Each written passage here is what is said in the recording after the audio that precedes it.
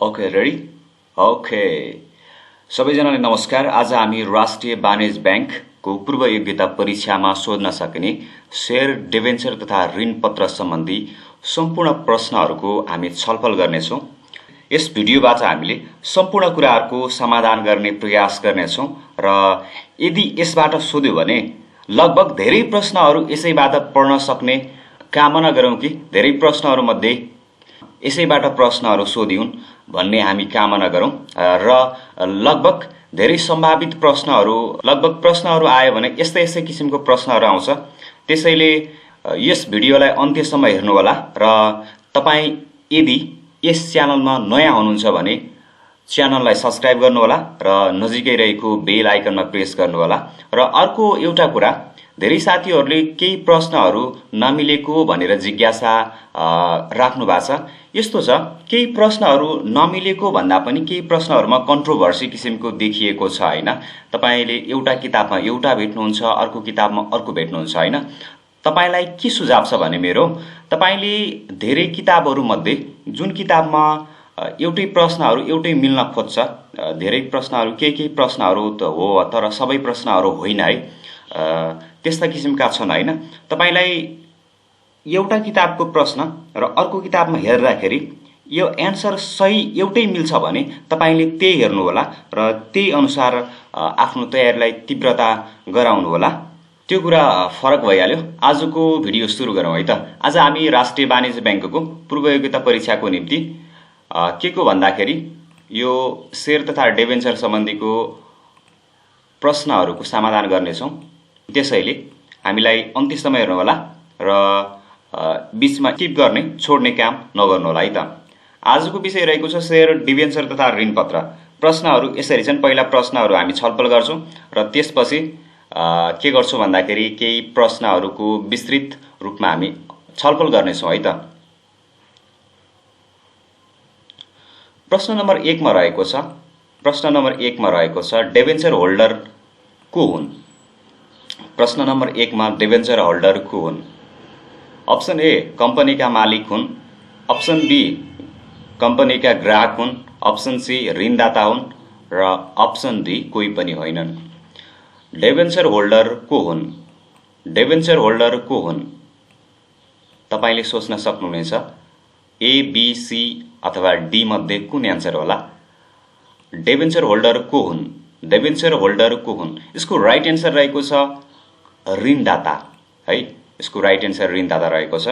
त्यसैगरी प्रश्न नम्बर 2 मा यस प्रकार रहेको छ, डिबेन्चर होल्डरले के प्राप्त गर्दछन्? डिबेन्चर होल्डरले के प्राप्त गर्दछन्? अप्सन ए लाभांश प्राप्त गर्दछन्, अप्सन बी नाफा प्राप्त गर्दछन्, अप्सन सी शेयर प्राप्त गर्दछन् र अप्सन डी ब्याज प्राप्त गर्दछन्। तपाईले सोच्न सक्नुहुन्छ आफ्नो एन्सर। डिबेन्चर होल्डरले के प्राप्त गर्दछन्? डिबेन्चर होल्डरले के प्राप्त गर्दछन्? अप्सन ए लाभांश प्राप्त गर्दछन्, अप्सन बी नाफा प्राप्त गर्दछन्, अप्सन सी शेयर प्राप्त गर्दछन् र अप्सन डी ब्याज प्राप्त गर्दछन्। तपाईले एकैछिन सोच्न सक्नुहुनेछ है त। अब यसको राइट एन्सर रहेको छ डिबेन्चर होल्डरले पक्कै पनि ब्याज प्राप्त गर्दछन्। त्यसैगरी प्रश्न नम्बर 3 यसरी आउँछ। प्रश्न नम्बर 3, कम्पनी सञ्चालन गर्न कम्पनीमा लगानी गरिएको रकमलाई के भनिन्छ? कम्पनी सञ्चालन गर्न कम्पनीमा लगानी गरिएको रकमलाई के भनिन्छ? अप्सन ए सम्पत्ति भनिन्छ, अप्सन बी शेयर भनिन्छ, अप्सन सी डिबेन्चर भनिन्छ र अप्सन डी पुँजी भनिन्छ। कम्पनी सञ्चालन गर्न कम्पनीमा लगानी गरिएको रकमलाई के भनिन्छ? कम्पनी सञ्चालन गर्न कम्पनीमा लगानी गरिएको रकमलाई के भनिन्छ? अप्सन ए सम्पत्ति भनिन्छ, अप्सन बी शेयर भनिन्छ, अप्सन सी डिबेन्चर भनिन्छ र अप्सन डी पुँजी भनिन्छ। यसको राइट एन्सर रहेको छ पुँजी है। कम्पनी सञ्चालन गर्न लगानी गरिएको रकमलाई पुँजी भनिन्छ। त्यसैगरी प्रश्न नम्बर 4 आउँछ। प्रश्न नम्बर 4 यसरी आउँछ, कम्पनीको शेयर पुँजीको विभाजित अंशलाई के भनिन्छ? कम्पनीको शेयर पुँजीको विभाजित अंशलाई के भनिन्छ? अप्सन ए पुँजी भनिन्छ, अप्सन बी शेयर भनिन्छ, अप्सन बी शेयर भनिन्छ, अप्सन सी ऋणपत्र भनिन्छ र अप्सन डी सम्पत्ति भनिन्छ। कम्पनीको शेयर पुँजीको विभाजित अंशलाई के भनिन्छ? कम्पनीको शेयर पुँजीको विभाजित अंशलाई के भनिन्छ? अप्सन ए पुँजी भनिन्छ, अप्सन बी शेयर भनिन्छ, अप्सन सी ऋणपत्र भनिन्छ र अप्सन डी सम्पत्ति भनिन्छ। ओके, यसको राइट एन्सर रहेको छ कम्पनीको विभाजित अंशलाई शेयर भनिन्छ है त। कम्पनीको विभाजित अंशलाई शेयर भनिन्छ। अब प्रश्न नम्बर 5 आउँछ तपाईलाई।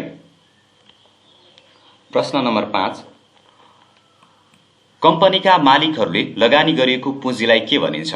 कम्पनीका मालिकहरूले लगानी गरेको पुँजीलाई के भनिन्छ? कम्पनीका मालिकहरूले लगानी गरेको पुँजीलाई के भनिन्छ? नाफा शेयर, शेयर पुँजी, शेयर सम्पत्ति र अप्सन डी आउँछ दायित्व। कम्पनीका मालिकहरूले लगानी गरेको पुँजीलाई के भनिन्छ? कम्पनीका मालिकहरूले लगानी गरेको पुँजीलाई के भनिन्छ? अप्सन ए नाफा भनिन्छ, अप्सन बी शेयर भनिन्छ, शेयर पुँजी भनिन्छ, अप्सन सी शेयर सम्पत्ति भनिन्छ, अप्सन डी दायित्व भनिन्छ। यसको राइट एन्सर रहेको छ कम्पनीका मालिकहरूले लगानी गरेको पुँजीलाई शेयर पुँजी भनिन्छ। त्यसैगरी अर्को प्रश्न आउँछ।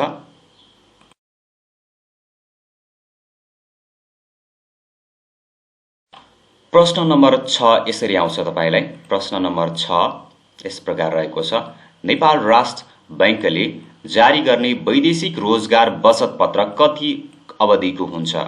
नेपाल राष्ट्र बैंकले जारी गर्ने वैदेशिक रोजगार बचत पत्र कति अवधिको हुन्छ? अप्सन ए 3 वर्ष, अप्सन बी 5 वर्ष, अप्सन सी 7 वर्ष, 7 वर्ष र अप्सन डी 10 वर्ष। नेपाल राष्ट्र बैंकले जारी गर्ने वैदेशिक रोजगार बचत पत्र कति अवधिको हुन्छ? प्रश्न नम्बर 6 आउँछ। नेपाल राष्ट्र बैंकले जारी गर्ने वैदेशिक रोजगार बचत पत्र कति अवधिको हुन्छ? अप्सन ए 3 वर्ष, अप्सन बी 5 वर्ष, अप्सन सी 7 वर्ष र अप्सन डी 10 वर्ष। ओके, यसको राइट एन्सर रहेको छ नेपाल राष्ट्र बैंकले जारी गर्ने वैदेशिक रोजगार बचत पत्रको अवधि 5 वर्ष रहेको छ। त्यसैगरी प्रश्न नम्बर अर्को आउँछ। प्रश्न नम्बर 7 प्रश्न नम्बर 7 ट्रेजरी बिल आन्तरिक ऋण उठाउन प्रयोग गरिने कुन अवधिको ऋण पत्र हो? ट्रेजरी बिल आन्तरिक ऋण उठाउन प्रयोग गरिने कुन अवधिको ऋण पत्र हो? प्रश्न नम्बर 7 यसरी आउँछ। ट्रेजरी बिल आन्तरिक ऋण उठाउन प्रयोग गरिने कुन अवधिको ऋण पत्र हो? अल्पकालीन, अल्पकालीन, दीर्घकालीन, मध्यकालीन र 5 वर्ष। ट्रेजरी बिल आन्तरिक ऋण उठाउन प्रयोग गरिने कुन अवधिको ऋण पत्र हो? यो तपाईले सोच्न सक्नुहुनेछ। अप्सन ए रहेको छ अल्पकालीन, अप्सन बी दीर्घकालीन, अप्सन सी मध्यकालीन र अप्सन डी 5 वर्ष। तपाईले सोच्नुहोस् है त यो।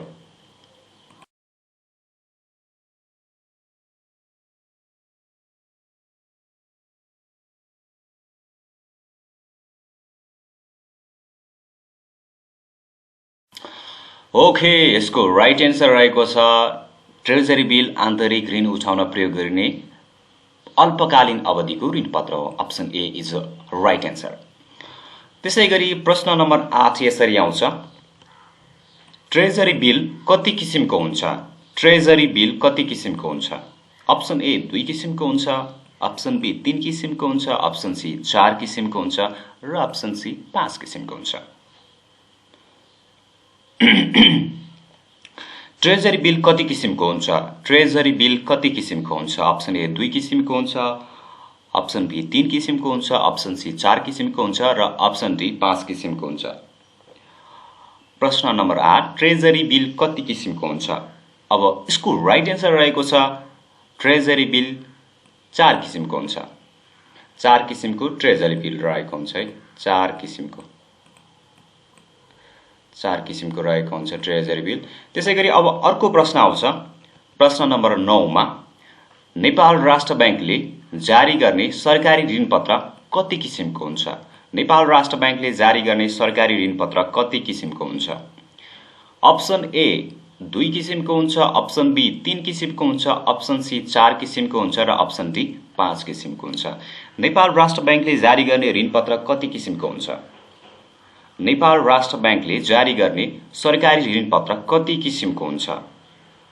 यसको अप्सन ए 2 किसिमको, अप्सन बी 3 किसिमको, अप्सन सी 4 किसिमको र अप्सन डी 5 किसिमको नेपाल राष्ट्र बैंकले जारी गर्ने ऋण पत्र कति किसिमको हुन्छ? ओके, यसको राइट एन्सर रहेको छ नेपाल राष्ट्र बैंकले जारी गर्ने ऋण पत्र 5 किसिमको हुन्छ। त्यसैगरी प्रश्न नम्बर 10 मा छौं हामी। प्रश्न नम्बर 10 यसरी आउँछ, कम्पनीको जायज यथा धितो राखी वा नराखी कम्पनीले जारी गरेको ऋण पत्रलाई के भनिन्छ? कम्पनीको जायज यथा धितो राखी वा नराखी कम्पनीले जारी गरेको ऋण पत्रलाई के भनिन्छ? अप्सन ए विकास ऋण पत्र, अप्सन बी बचत पत्र, अप्सन सी डिबेन्चर र अप्सन डी धितो पत्र। कम्पनीको जायज यथा धितो राखी वा नराखी कम्पनीले जारी गरेको ऋण पत्रलाई के भनिन्छ? अप्सन ए विकास ऋण पत्र, अप्सन बी बचत पत्र, अप्सन सी डिबेन्चर र अप्सन डी धितो पत्र। प्रश्न नम्बर 10, कम्पनीको जायज यथा धितो राखी वा नराखी कम्पनीले जारी गरेको ऋण पत्रलाई के भनिन्छ? अप्सन ए विकास ऋण पत्र, अप्सन बी बचत पत्र, अप्सन सी डिबेन्चर र अप्सन डी धितो पत्र। यसको राइट एन्सर रहेको छ कम्पनीले जायज यथा धितो राखी वा नराखी जारी गरेको ऋण पत्रलाई डिबेन्चर भनिन्छ। अब प्रश्न नम्बर 11 यसरी आउँछ, सी आसबाको पूरा रूप के हो? सी आसबाको पूरा रूप के हो? Option A central application supported by blocked amount, option B centralise application supported by blocked amount, सुरुको चाहिँ एकाउन्ट है, central application supported by blocked account, B मा centralise application supported by blocked amount, C मा centralise application supported by blocked amount. यो यहाँ account हुनुपर्ने, यसमा account C मा रहेको छ centralise application supported by blocked amount र डी मा रहेको छ central application supported by blocked amount. तपाईले राइट एन्सर सोच्न सक्नुहुनेछ। Option A central application supported by blocked account, centralise B मा centralise application supported by blocked account, option C मा centralise application supported by blocked amount र D मा central application supported by blocked account. यसको right answer रहेको छ option C centralise application supported by blocked amount. त्यसैगरी प्रश्न number 12 यसरी आउँछ, प्रश्न नम्बर 12,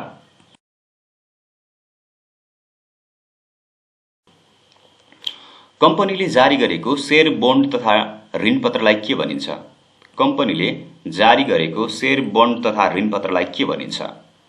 कम्पनीले जारी गरेको शेयर बोन्ड तथा ऋण पत्रलाई के भनिन्छ? अप्सन ए साधारण शेयर, अप्सन बी हकपर्द शेयर, अप्सन सी सागपत्र, अप्सन डी धितो पत्र। कम्पनीले जारी गरेको शेयर बोन्ड तथा ऋण पत्रलाई के भनिन्छ? अप्सन ए साधारण शेयर, अप्सन बी हकप्रद शेयर, अप्सन सी सागपत्र र अप्सन डी धितो पत्र। यसको राइट एन्सर रहेको छ धितो पत्र भनिन्छ। कम्पनीले जारी गरेको शेयर बोन्ड तथा ऋण पत्रलाई धितो पत्र भनिन्छ है त। त्यसैगरी प्रश्न नम्बर 13 यसरी आउँछ, प्रश्न नम्बर 13, साधारण जनतालाई निष्कासन गरेको शेयरलाई के भनिन्छ? साधारण जनतालाई निष्कासन गरेको शेयरलाई के भनिन्छ?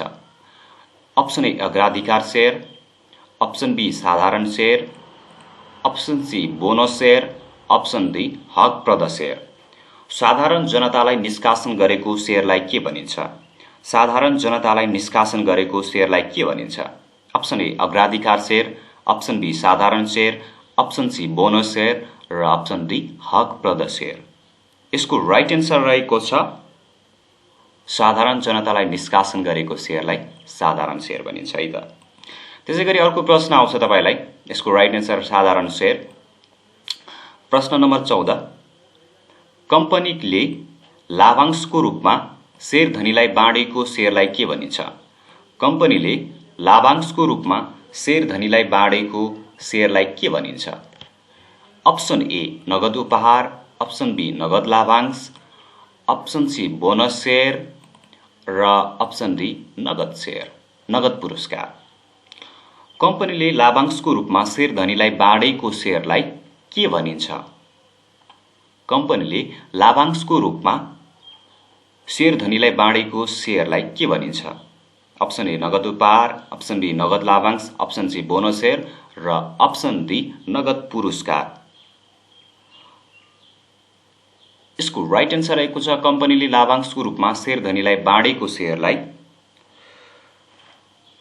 नगद लाभांश भनिन्छ है त। त्यसैगरी प्रश्न नम्बर 15 कम्पनीले लाभांशको रूपमा शेयरधनीलाई बाँडेको शेयरलाई के भनिन्छ? कम्पनीले लाभांशको रूपमा शेयरधनीलाई बाँडेको शेयरलाई के भनिन्छ? कम्पनीले लाभांशको रूपमा शेयरधनीलाई बाँडेको शेयरलाई के भनिन्छ? अप्सन ए अग्राधिकार share, option B bonus share, option C साधारण शेयर र अप्सन डी हकप्रद शेयर।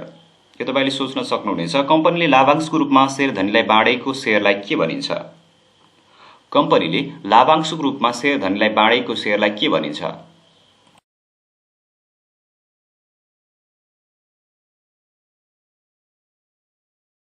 ओके, यसको राइट एन्सर रहेको छ कम्पनीले लाभांशको रूपमा शेयरधनीलाई बाँडेको शेयरलाई बोनस शेयर भनिन्छ। त्यसैगरी प्रश्न नम्बर 16 यसरी आउँछ, शेयर भन्नाले के बुझिन्छ? शेयर भन्नाले के बुझिन्छ? नेप्सेमा हुने कारोबार अप्सन ए मा रहेको छ नेप्सेमा हुने कारोबार, अप्सन बी पुँजी कम्पनीको दायित्व, अप्सन सी कम्पनीको सम्पत्ति र अप्सन डी कम्पनीको शेयर पुँजीको विभाजित अंश।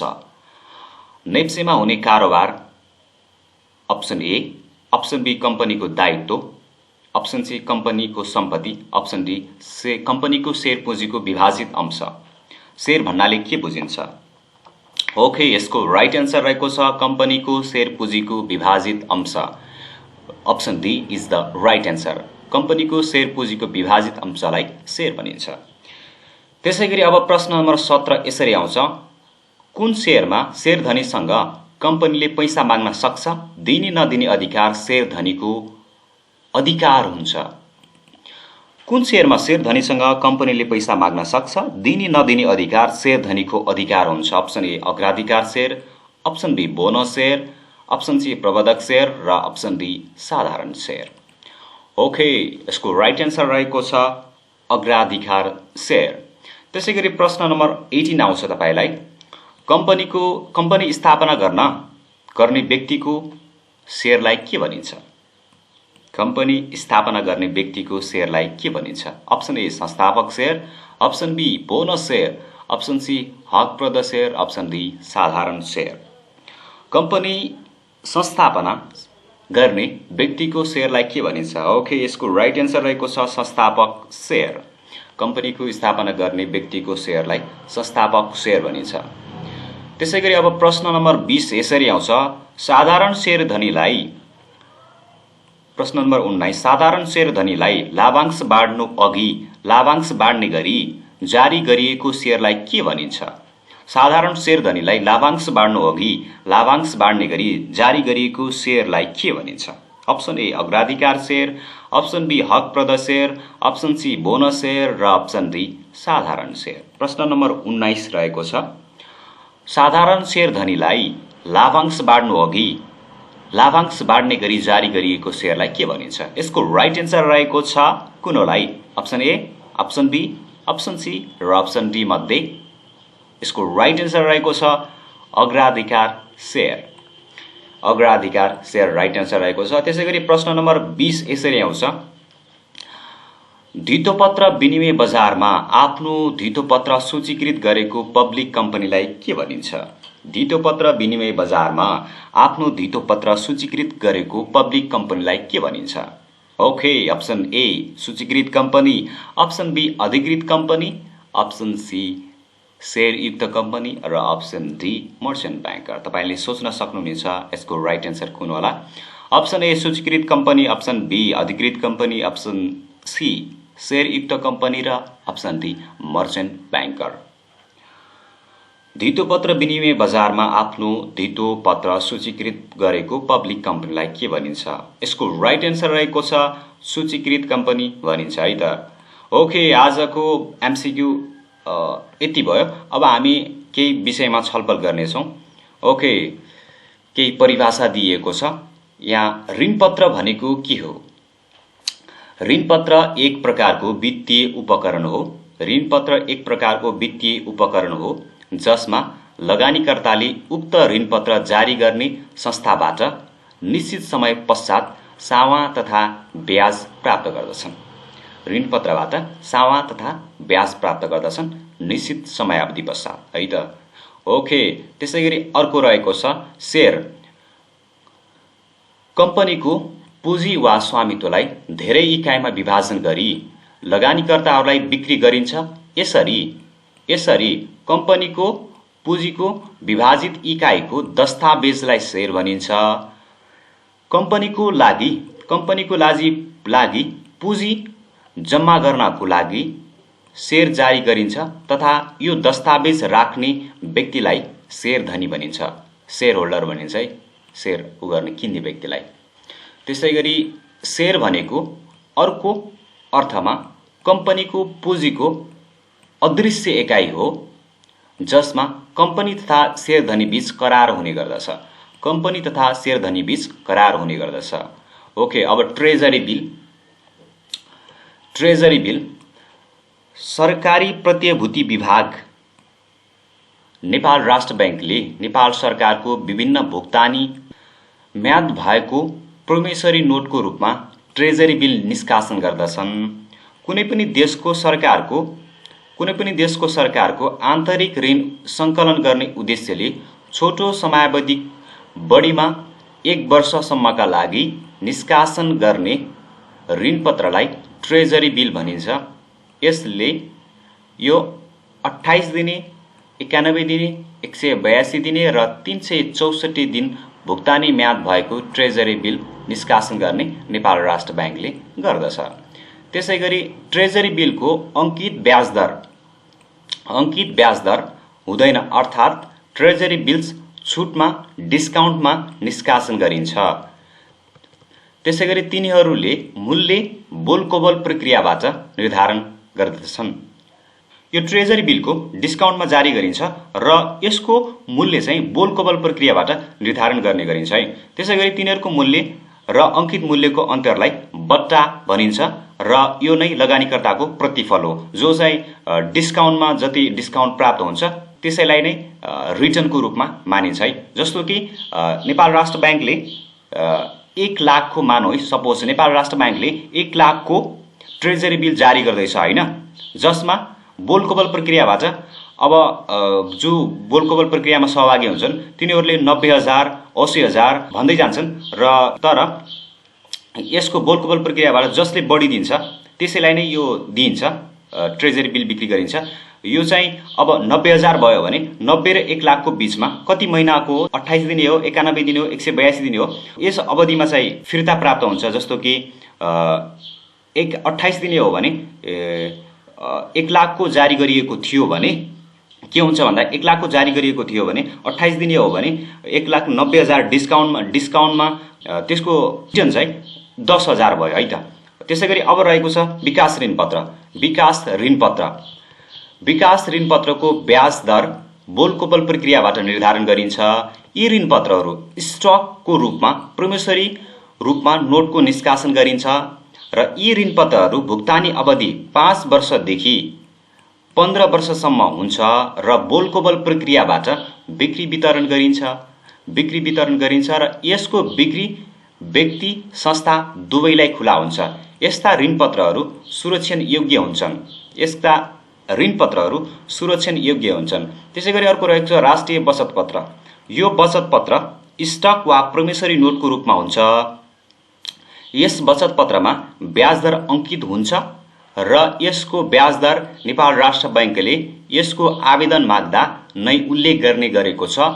यो बचत पत्र व्यक्ति र व्यावसायिक फर्म दुवैलाई बिक्री गरिएको छ। त्यसैगरी अर्को रहेको छ नागरिक बचत पत्र। यो बचत पत्र स्टक र प्रोमिसरी नोटको रूपमा नेपाली नागरिकहरूलाई मात्र बेच्ने गरिन्छ। कुनै पनि नेपाली नागरिकले यो बचत पत्र स्टकको रूपमा वा प्रमिसरी नोटको रूपमा किन्न सक्दछ।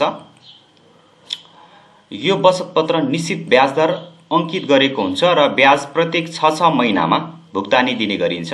साधारणतया बचत पत्रको भुक्तानीको म्याद 5 वर्षको रहेको हुन्छ। यो नागरिक बचत पत्र रहेको छ। त्यसैगरी अर्को रहेको छ वैदेशिक रोजगार बचत पत्र। नेपाल सरकारले विदेशमा काम गर्ने नेपालीहरू र गैर आवासीय नेपालीहरूको बचतलाई परिचालन गर्नको लागि यो बचत पत्र निष्कासन गर्न पाउँछन्। त्यसैले यो बचत पत्र ब्याज अंकित ऋण पत्र हो। त्यसैले यो बचत पत्रमा ब्याज अंकित गरिएको हुन्छ र यसमा अंकित ब्याज प्रत्येक 6 महिनामा बचत पत्र धनीलाई भुक्तानी दिने गरिन्छ। लगानीकर्ताले यो बचत पत्र को प्रोमिसरी नोट या स्टकको रूपमा खरिद गर्न सक्दछन्। त्यसैगरी अर्को रहेको छ विशेष ऋण पत्र। नेपाल सरकारले तोकिएको परियोजनाको लागि यो ऋण पत्र निष्कासन गर्ने गर्दछन्। यो ऋण पत्रको भुक्तानी अवधि 1 वर्षदेखि 10 वर्षको हुन्छ। ब्याज दरको आधारमा यो ऋण पत्र विभिन्न प्रकारका हुन्छन् र कहिलेकाहीँ ब्याज अंकित ऋण पत्रको निष्कासन गर्दछन्। त्यसैगरी ब्याजको भुक्तानी कुनै ऋण पत्रमा 6 महिनामा र कुनै ऋण पत्रको सावा ब्याज एकमुष्ट भुक्तानी गरिन्छ। यी ऋण पत्रहरूमा ब्याज लाग्ने कर छुट दिएको हुन्छ भने कुनैमा कर लाग्ने गर्दछ। ओके, अब साधारण शेयर।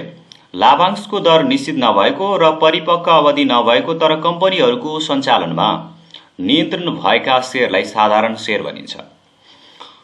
साधारण शेयरले अंशियार अथवा मालिकहरूको पुँजीलाई जनाउँदछ।